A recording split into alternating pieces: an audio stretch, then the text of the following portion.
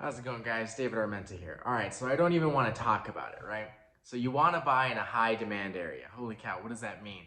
Well, aside from the basics, right? Supply, demand, and all that stuff, right? Sometimes, like for example, what we're suffering right now is we have a lot of cash buyers coming from an unusual place. Who could they be? Californians.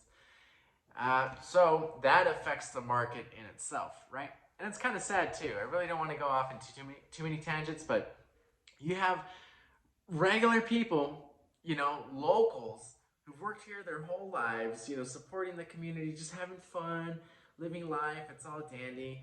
They grew up and they want to buy a home, and now they can't because you have other people flooding in from different socioeconomic classes, creating this absurd market value. It's just, it's crazy. And so now local people can't even buy because you have other people from just different worlds entirely coming in here and adjusting the market, right? Well, unfortunately, that's the open market. And it kind of sucks, right? So in Hawaii, family members, a lot of family members. You have the first, second, third generation living in one home to make ends meet. Anyways, that's just a topic there, right? Should you ban people from coming in? Oh, so here's another thing. So the federal government does limit, right? So if you want to use an FHA, you can't flip a home in 90 days, right? So that 90-day buffer slows the market. It's like, whoa, calm down, Turbo. You can't sell a home that quick, right? It's like, let the market kind of do this, right? Instead of taking off, right? So there's things in place that, help pause or decelerate appreciation or drastic market changes, right? For those reasons.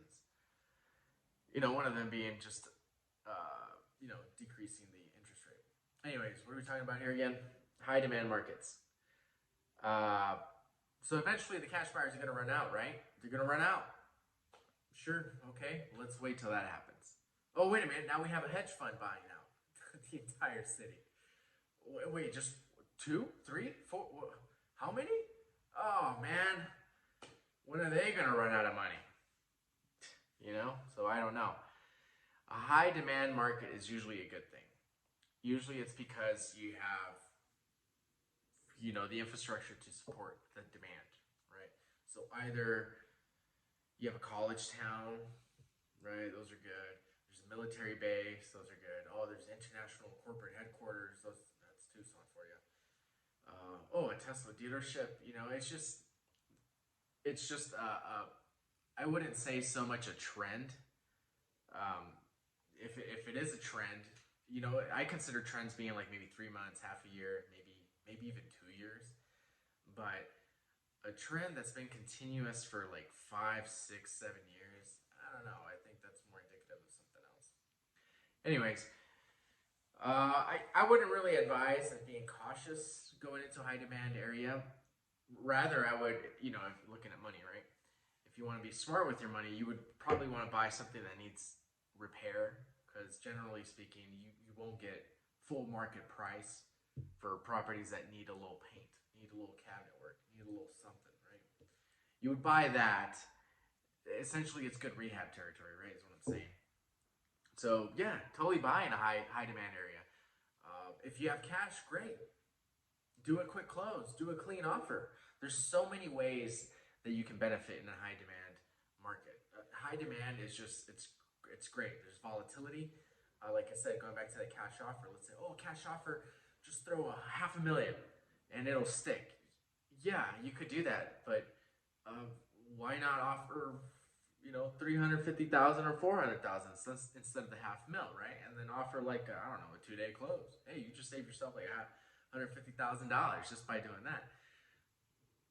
I hope you thought about that. If not, well, hey, here I am. So give me a call if you want to purchase in a high demand area like Tucson, for example, Phoenix, or wherever. I'm here to help you guys out, educate you, and I hope you found this video educational. Take care, guys.